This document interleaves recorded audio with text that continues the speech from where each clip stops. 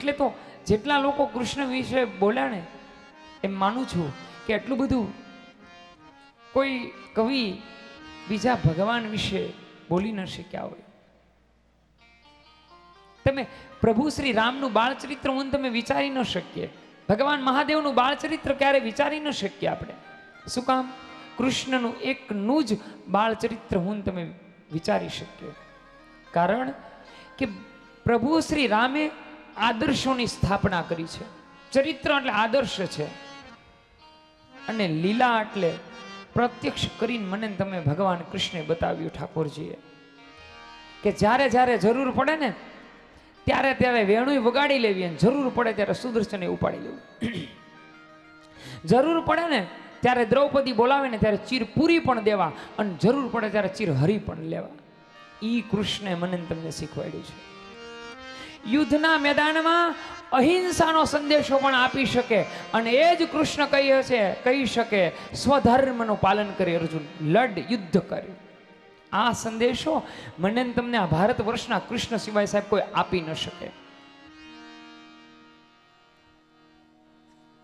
Drive the hour car, મારીને તમારો જીવન રથ હાકી બેક સીટ ઉપર મને તમને એમ કે પાછળ બેઠો બેઠો લડ, આગળ હું ઊભો છું, જાતને તારો વાળ વાકો ન થવા દઉં. આ કૃષ્ણ છે સાહેબ, એ ભગવાન છે. એ યુગે યુગે ભગવાન અભિગમ રૂપે આવે છે. ગોડ બીકોમ ધ મેન, ભગવાન મનુષ્ય બનીને આવે છે. હુ કેન ગેટ મી, મને તમને કહે છે કે જો હું ભગવાન બની અને માણસ બની શકતો હો ને તો તું માણસ થઈને ભગવાન કેમ નથી બની શકતો? આ સંદેશો વાહક જો કોઈ હોય ને આ ધરા ઉપર તો એ મારો કનૈયો છે સાહેબ, મારો કૃષ્ણ છે.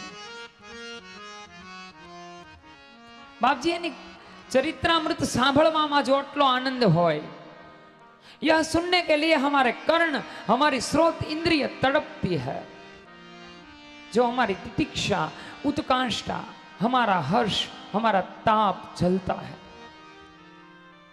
અને પરીક્ષિતના મનથી બોલાઈ જાય છે બાપજી, નયવતારેણ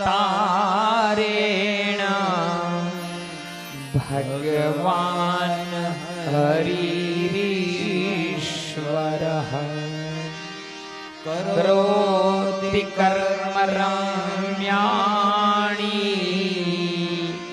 મનોજ્ઞાની જનઃ પ્રભો મનોજ્ઞાની જનઃ પ્રભો. અરે આટલું જો સાંભળવામાંથી એની કલ્પના માત્ર કરવાથી જો કાનની અંદર આટલી શાંતિ આવતી હોય, સ્રોત ઇન્દ્રિય આટલી બધી સ્થિર ગંભીર થઈ અને જો કૃષ્ણની કથા સાંભળતા હોય તો બાપજી એનો પ્રત્યક્ષ અનુભવ કેવો હશે?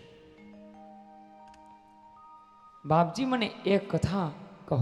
હવે અહીંયા ભગવાન છે એ થોડા મોટા થાય છે, જોજો. જો કે મને તો મોટા કરવા ગમતા નથી, પણ હવે મોટા તો કરવા જ પડશે. એ જલ્દી